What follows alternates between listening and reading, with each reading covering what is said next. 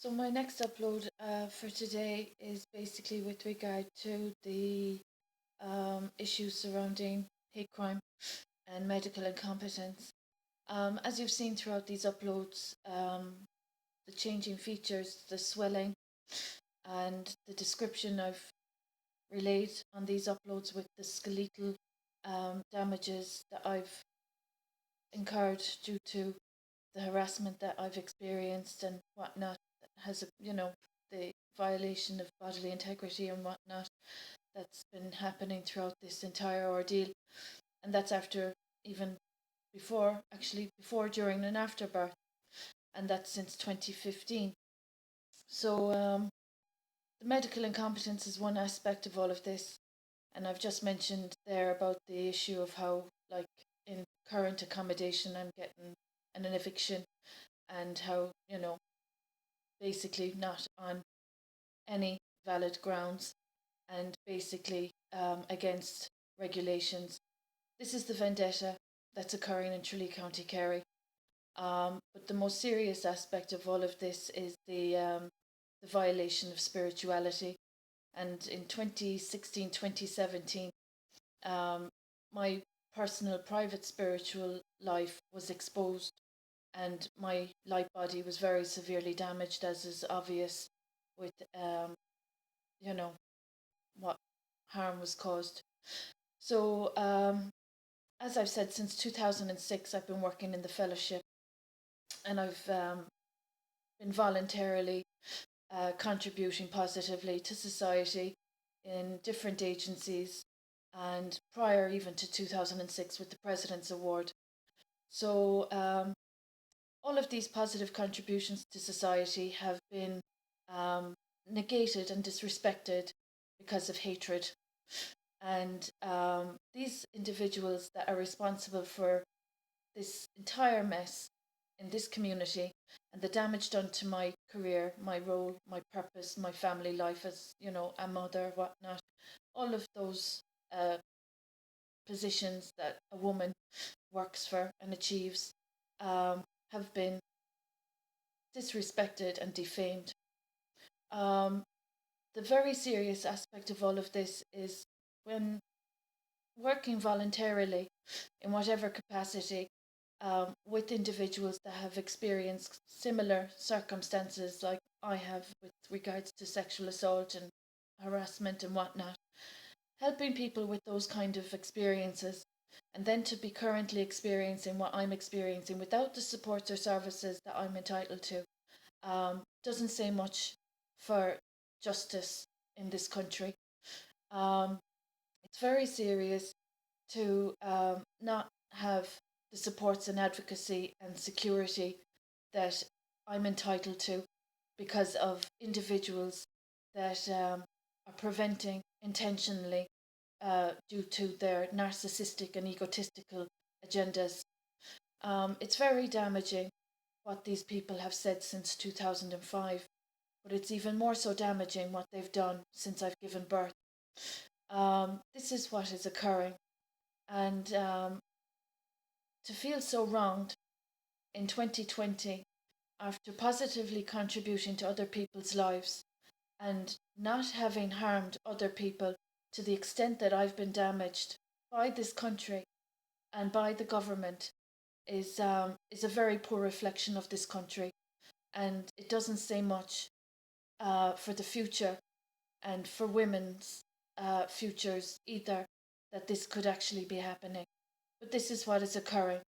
And as regards my work with the fellowship and recovery, for people to have a free reign with what they choose to relay and say while damaging an innocent woman's life um, is absolutely shameful. As I've said, the ombudsman have been clearly explained to about the offences and incidents of negligence that I've experienced. They've ignored those offences because it's inconvenient to confront and correct the damage done by their, colleagues or the professionals involved. It's too difficult for them to correct their discrepancies in their profession. But in the meantime, my profession, that had a clean sheet until defamation uh, became prevalent in this vendetta, my profession has been damaged. And I think, with even regards to my profession, my spiritual purpose in the fellowship and my spirituality to be violated so severely and to have damaged a light body, as I keep saying, and for these people to come along and to keep perpetrating offences, and for the government and the politicians to ignore this because it's inconvenient, doesn't say much for children's rights, women's rights, and human rights. It's very disturbing that mental health professionals haven't been able to confront the mental um, abilities and capabilities and competencies of these individuals that are perpetrating this very serious offence and vendetta. As regards individuals falsifying information with regards to my marital status as a married woman, um, is also what I'm confronted with. So these are the matters I have to contend with.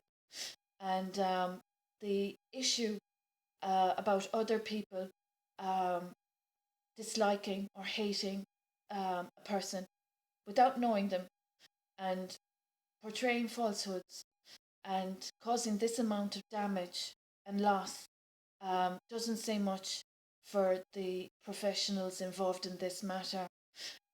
For young children in particular, I worry about the example being set, and I worry about the ability of those professional roles to be facilitating this vendetta.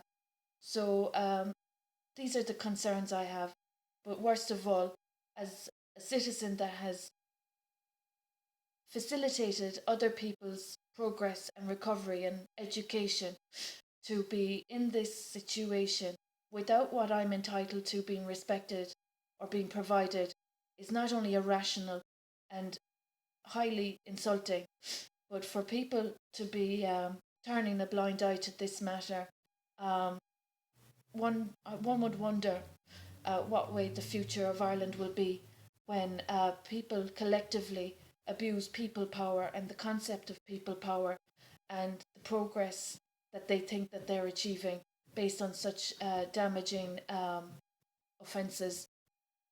This is what's happened. Assistance that I'm entitled to has been prevented in order to facilitate disrespectful and highly respectless individuals with no conscience or morals or conscience.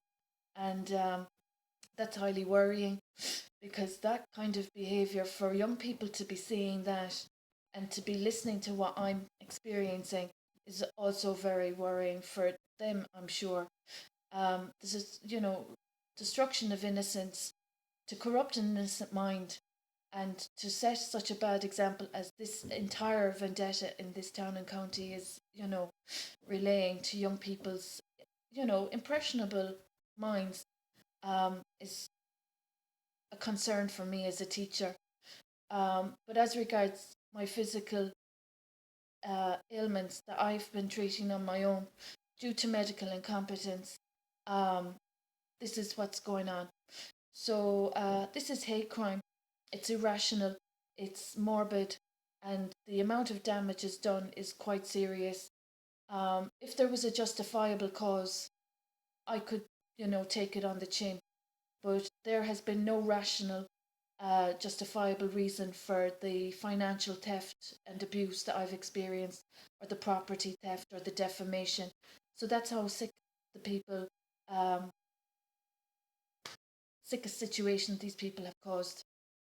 So I'm going to keep uploading until hopefully people come to their senses, because there seems to be individuals playing ball and not thinking properly, and just not themselves to be, accommodating such highly immoral misconduct in a community that has been disrupted from how it was, simply due to initial offences caused by these individuals over 10 years ago, and again recently since I gave birth.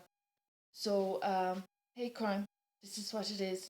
and it's happening in my hometown where I've lived peacefully um, until these people started relaying these falsehoods and damaging lies. So that little upload is quite relevant as well. Children's rights and human rights and women's rights, and this defamation is very serious. But for the justice system, um, I think it is more serious because for a victim to be victimized and violated and wronged and defamed as severely as I've been defamed, um, without any proper procedures or policies being acknowledged, uh, what does that say about Ireland to Europe? What does that say about this country when these rights of children and women and humanity are being so severely disrespected?